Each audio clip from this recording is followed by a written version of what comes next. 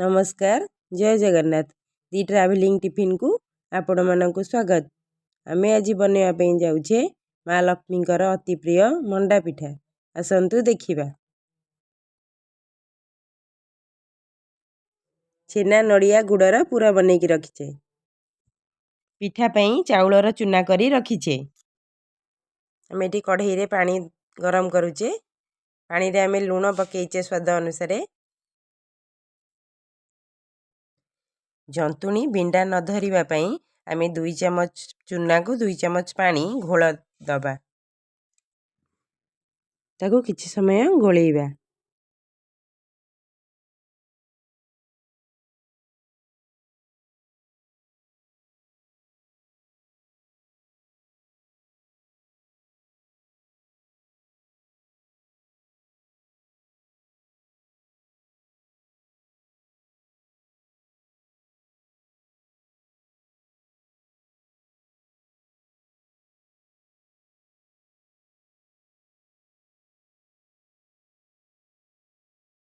बहलिया धरिबा पर्यंत आमे ताकू गोलेइबा।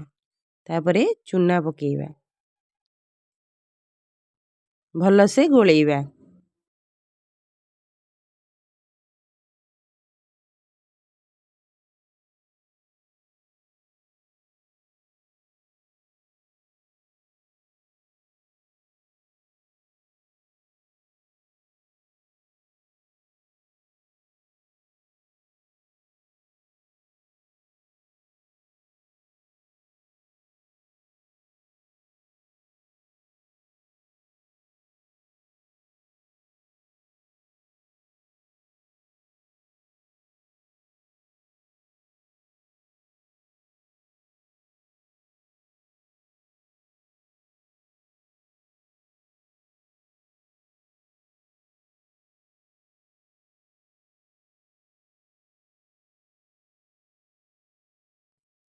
एठी आमे पानी तातिबा पई बसैछे। सेही समय रे आमे पिठा गढ़िबा। एही परि भाबरे पिठा को गढ़िबा।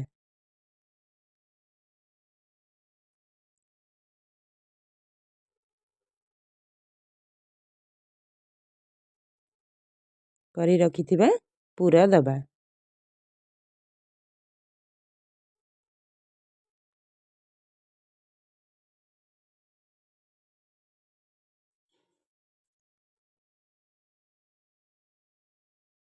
पिठा एमती गोल गोल करिकी गढ़िबा।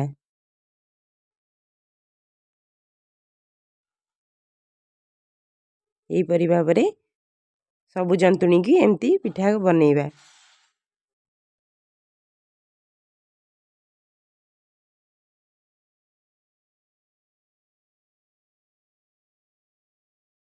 ताती थिबा पानी रे पिठा पकेइबा। एही परि गोटे गोटे धीरे धीरे दबा ले फिटी जीवो पिठा।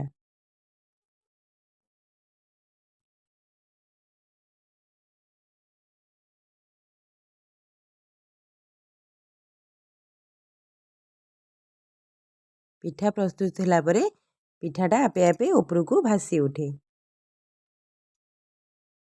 टिके समय पई छाड़ी देबा। पिठा ऊपर को भासी उठिला। भासी उठला परे ताकू एमती गोटे जगह को छाणीकी रखिबा।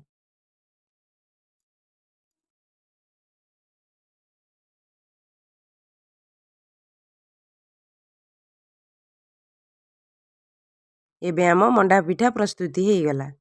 जदि यही मंडा पिठार प्रस्तुति आपण मानकू पसंद आसी थाए तेबे सब्सक्राइब लाइक कमेंट शेयर करिवे। नमस्कार जय जगन्नाथ।